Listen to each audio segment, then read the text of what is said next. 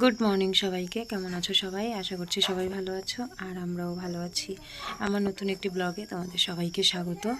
আজকে সোমবার, তো দেখতেই পাচ্ছ ঘর লেপছি। তো আমি কিন্তু খুব কম ঘর লেপি, মানে আমাদের রান্নাঘরটাই কাঁচা আর এমনি তো সব ঘর পাকা, কিন্তু এই রান্নাঘরটা সপ্তাহে একদিন লেপি সোমবার করে। মাঝে হঠাৎ কখনো কখনো লেপা হয়, যদি বেশি খারাপ হয়ে যায় তখন। তো রান্নাঘর লেপে নিলাম, তারপর সমস্ত বাসনপত্র ওইগুলো মাজতে হবে। আর ওইদিকে সবাই শুয়ে আছে এখনও, সমুদ্রর পাপা। তো রান্নাঘরের কাজকর্ম শেষ করে তারপর ওদেরকে ডাকবো। তো এই তো বাসন টাসন মেজে ঘরে নিয়ে এসেছি আর চলো দেখাচ্ছি। এই যে ওর বাবা উঠে হাত মুখ ধুতে চলে গেছে, তো ওকেও ডেকেছে কিন্তু ও ওঠেনি, ওই যে শুয়ে গড়াগড়ি খাচ্ছে। মানে রাত্রে যতক্ষণ না আমি ঘুমাবো ততক্ষণ ও বিছানায় আসবেই না। মানে ওকে যতই বলি যে তুমি শুয়ে পড়ো, কিছুতেই শুবে না, মানে ঘুমানোর সময় মাকে লাগবেই। সোমবার দিন সকালবেলা একটু কষ্টই হয়ে যায়, কারণ ছেলের স্কুল, তারপরে যে নিরামিষ খেলে তো যত ধোয়া মাজা থাকে জানোই, তারপর হচ্ছে রান্নাঘরটাও লিখতে হয়। তো নানান কাজ নিয়ে আর কি সোমবারের দিন সকালবেলাটা একটা মানে ঝড় বয়ে যায় আমার উপর দিয়ে।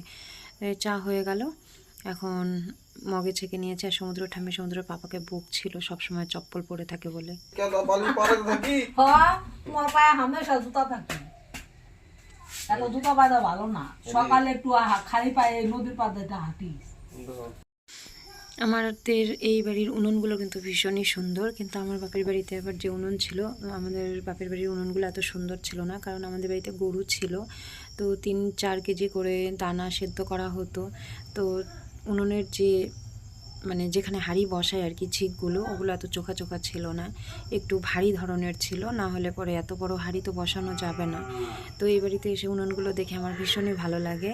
সেজন্য সোমবারে যখন লেপা হয় না তখন আমি বারবার ভিডিও করি, ভীষণ সুন্দর লাগে দেখতে। তো তোমাদের কাছে কেমন লাগে কমেন্ট করে জানিও।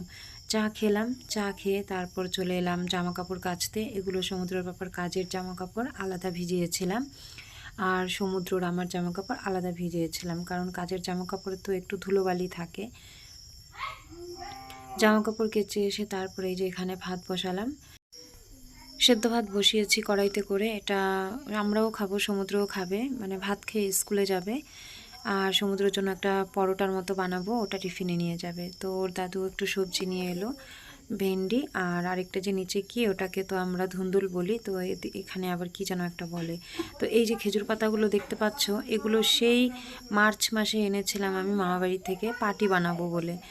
তো পাটি আর বানানো হয়নি, তো আজকে এই পাতাগুলো নিয়ে বসেছে, এগুলো চিড়ে টিড়ে রেডি করে নিয়ে তারপর পাটি বানাবে। তো ওই যে আমি আটা মেখে নিলাম, ভাত নামিয়ে নিয়েছি আগে, এখন আটা মেখে রুটিটা বানাবো। বানাতে চেয়েছিলাম বেশির থেকে বেশি 2টো রুটি, কিন্তু হয়ে গেল প্রায় 3-4টা। তো অতটা তো মাপঝোপ করে বানানো যায় না। তো এই যে দেখো এরকম করে বানিয়ে দিলাম, এটাতেই ভীষণ খুশি হয়ে যায়। এছাড়া শুকনো রুটি আর আলু ভাজা দিলেও খুশি হয়। বাইরের খাবার ওকে আমি খুব একটা বেশি দেই না, এর আগেও অনেক ভিডিওতেই বলেছি, যতটা সম্ভব চেষ্টা করি বাড়ির তৈরি খাবার দিতে। শুধু টিফিনে না, এমনিতেও আমি বাইরের খাবারটা অ্যাভয়েড করি, কারণ আমার ছেলের চেহারা এমনিতেই যা রোগা, তার উপর যদি বাইরের হাবিজাবি খাবার খায়, প্যাকেট জাতীয় খাবার তো একদমই দিই না। মাঝে মাঝে ওর দাদু ওর পাপা টুকটাক এনে দেয়। তো খাওয়া দাওয়া করে তারপর স্কুল যাবার জন্য তৈরি হয়ে গেছে, ওর পাপা দিতে যাচ্ছে ওকে। তো ওকে দিয়ে তারপর বাজার নিয়ে এসে সকালের খাবার খাবে। তো ছেলেকে শুধু আগে একটু খাইয়ে দিলাম, কারণ ওর দেরি হয়ে যাচ্ছে। গোটা গরম মশলা এনো, 1 প্যাকেট গোটা গরম মশলা এনো ছোট। বাবা দুষ্টুমি করিস না। এখন আর কি করব, ওর বাবা গেল স্কুলে ওকে দিতে, তারপর বাজার নিয়ে আসবে যেহেতু, তো এতটা টাইম আর বসে থেকে কি করব। বিছানা টিছানাগুলো ভালো করে গুছিয়ে নিয়ে এখন ঘর বারান্দা সব মুছে নিই। তো এই যে আমার ঘর। এই বাড়িতে কিন্তু আরও 2টো রুম আছে, কিন্তু আমার এই ছোট্ট ঘরটাই ভীষণই পছন্দ, সেজন্য আমি এই ঘরেই থাকি। তো সমুদ্র ঠামি আলু দেখো, আলুগুলো গরম বলে হাতা দিয়ে এরকম করে থেতো করছে, আর গ্লাস দিয়ে করলে আরও বেশি ভালো হয়। আলু এরকম একটা জিনিস, যদি আলু মাখা করতে চাও তাহলে গরম গরমই যদি সেটাকে ভাঙো তাহলে ভাঙাটা ভালো হয়, আর যদি একটু ঠান্ডা হয়ে যায় তাহলে দানা দানা থেকে যায়। শুকনো লঙ্কা, লবণ আর সর্ষের তেল দিয়ে মেখে নিচ্ছি। এমনি আমরা শুকনো লঙ্কা দিয়ে কোনো মাখাই খাই না, গ্যাসের সমস্যা আছে। নিরামিষ বলেই আজকে শুকনো লঙ্কাটা দিচ্ছি, তাহলে ফ্লেভারটা ভালো আসবে। তো এই যে বাজার নিয়ে এলো সর্ষের তেল, পনির আর হচ্ছে একটু গরম মশলা আনতে বলেছিলাম, আর বোধহয় একটা বিস্কিট এনেছে দেখা যাচ্ছে।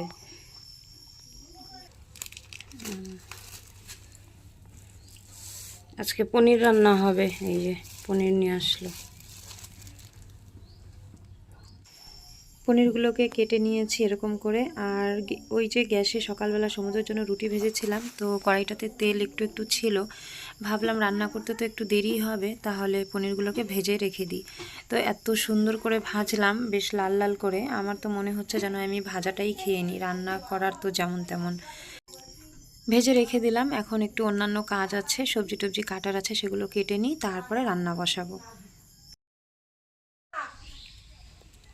আসো মা, দেখা যাও, তাড়াতাড়ি আসো।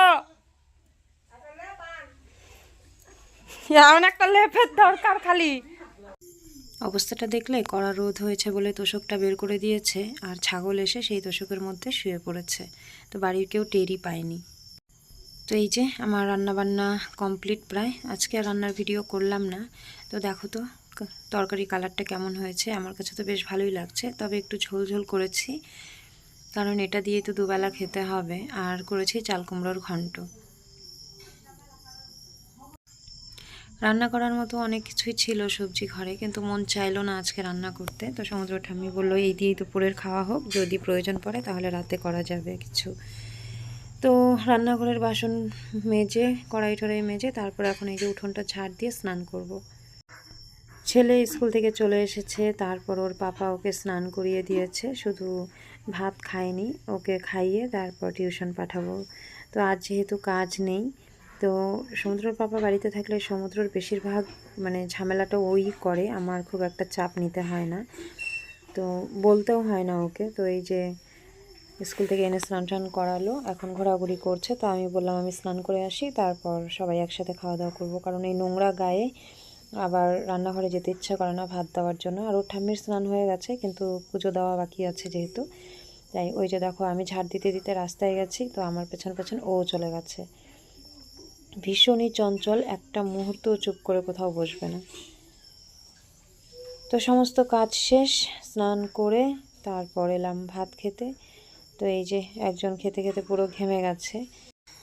খাওয়াটা হচ্ছে শান্তির। এই যে আমরা সারাদিন এত কাজকর্ম এত কষ্ট করি, এটা কিন্তু এই দুমুঠো ভাতের জন্যই। তো দুপুরবেলা যখন খেতে বসি না, এত গরম আর ভালো লাগে না। তো বারান্দায় গিয়ে যে বসে খাবো, সেটাও মানে পছন্দ করে না সমুদ্র দাদু, তো সেই জন্য যাই না। আর এই যে দেখো এখন সন্ধ্যাবেলা চলে এসেছি একটা দোকানে, তো সমুদ্রের জন্য একটা শোকেস নেব, ওর জিনিসপত্র ওর জামা কাপড় রাখার জন্যই। তো এই যে নিয়ে চলে এলাম বাড়িতে। জিনিসটা কেমন হয়েছে অবশ্যই কমেন্ট করে জানিও। তো আজকে ভিডিওটা এ পর্যন্তই। সবাই ভালো থেকো, সুস্থ থেকো, দেখা হবে পরের ভিডিওতে। আজকে এ পর্যন্ত।